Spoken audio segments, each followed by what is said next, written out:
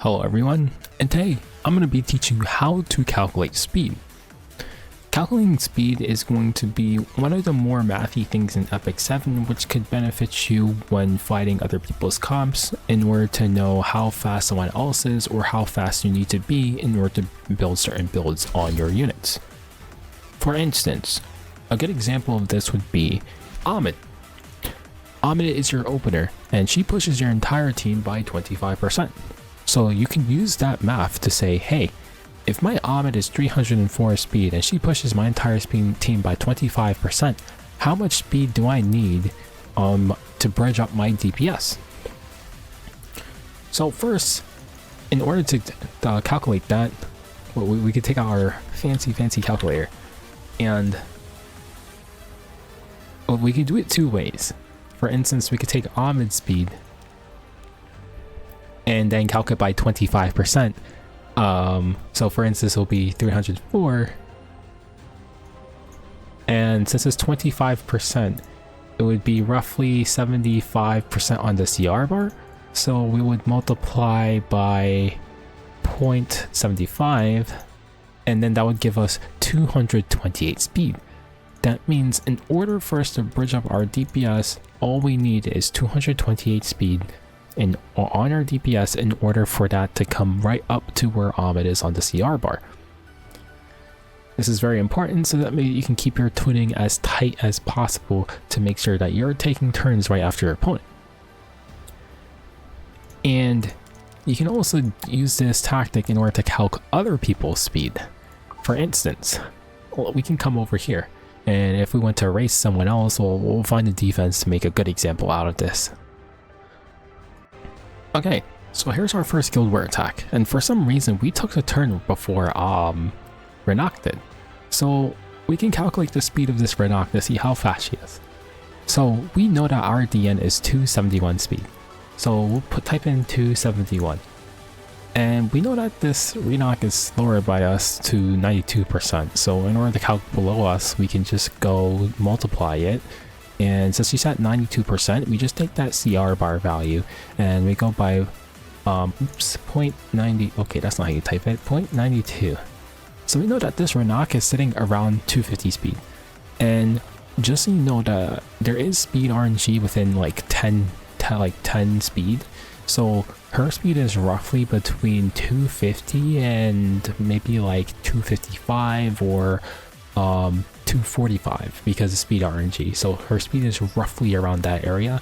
You should always take speed RNG into account when calculating these speeds, because of course unless you see the actual stat line, you don't know their actual speed, and due to speed RNG they could be possibly slower or they could be possibly faster.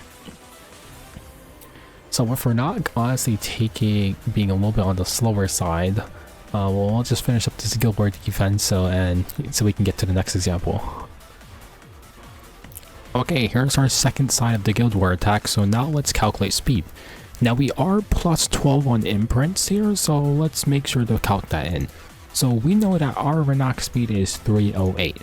So because we have a speed imprint, we'll have to add that on, so we'll say plus 12 for the Vildred. So effectively our Renak right now is 320 speed. So let's calc backwards to check out how fast this Para is. So since we are 320 speed, we're going to multiply it by the CR bar value. So let's multiply it by 0.91. And we know that the Para is 291 speed. Meaning if we picked our MO Luna without a speed imprint, there is a slight chance we would have gotten outsped due to speed RNG. Because within speed RNG, this is effectively maybe 300. It could outspeed 300 due to speed RNG, right? So because of the fact that we took this team instead, it stabilized, so that way we have a better chance of beating this team comp. It was indeed a counter BBK. Let's take another character here, Sageball and Cezanne. Sageball and Cezanne is getting buffed pretty soon with the new balance patch, so basically we can calc up this 20% CR push. So how fast do we need to be if we want to cut an Ahmed that's like 310 speed? So we'll calc 310 speed, and because of the fact that we want to push up 22% and take the turn right afterwards, that means we need to be at what speed? So 310, and we're going to multiply this by 80%, because that's where we are in the bar, and that means we need to be at least 248 speed. And if they do take something like a CR cutter, which is pretty common, we need to cut this in half by 10. So that means we're only pushing 10 every turn. So we multiply this by 0.90 because we'll be at 90% on the CR bar, and that means we need to be at least 280 speed if they're CR cutters. Another example, Galilea's, her push is 15%. So if she goes and takes a turn, how fast do we need someone to follow up? I think I think a better idea would be the new Hua Young, because she pushes up the backline unit by 50%, as well as Lionheart Sermia also has like a 50% push too. So if you want to, how fast do we need to be if we want to push up all the way up to maybe like a 250 speed? And we multiply this by 0.50, and that we literally can be base speed, and we'll push all the way up to 250 speed. If you want to go like right behind our opener, let's say like 280 speed, and to multiply this by 0.50, we need half of our speed, which is 140, right? Because of the fact that we push 50% for the back line. So quite literally, being roughly around 150 speed is the equivalent of being around 300 speed. Or if you want to be a little bit more on the safe side, if you run 260 speed, that's roughly this around 320 speed. So if there are CR cutters on board, then all you need to know is that, like for instance, if we're 300 speed, if there's CR cutters, we multiply by 0.75%, and then we get 225. So if there's like an Abyssal Euphine or a Politis, this is how fast you need to be if you want to cut all the way up to the top of the bar when there's CR cutters. Hopefully that's a little bit helpful. I'm pretty sure that's probably more the obvious thing for a lot of endgame players, but if you're newer, this could help you speed tune or build your units pretty fairly, without needing to rely on too many guides in order to figure out what speed thresholds you need for certain characters. I guess we can also use this one as an example. Hua Young pushes herself by 20%. So if you're using a generic opener like Sea Phantom Politis and she's 300 speed, since this one pushes herself by 20%, then we just need to calc down 20% as well. So we do 0.80, that means this Hua Young needs to be 240 speed in order for her to cut. If you use someone like an Ahmed, then you're actually getting like a 45% push. So if your Ahmed is 3 times speed, since we're getting a 45 push, that means we only need 55.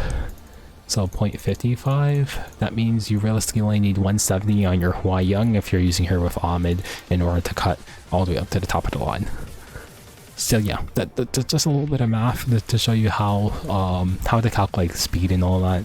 So hopefully that's helpful, and I'll see you guys in the next one. One more note here is you can use this website here named E7 Calc in order to calc speed. So if you don't want to do the math for yourself, you can just come over to this website and it'll do it for you.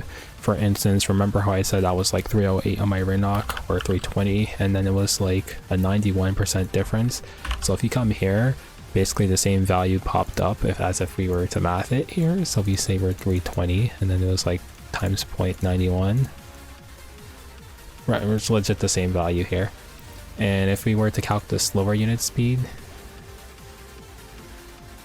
solve for a faster unit speed, if I was, for instance, you can see it here, let's say I'm 270 speed, and then I got outsped by 320.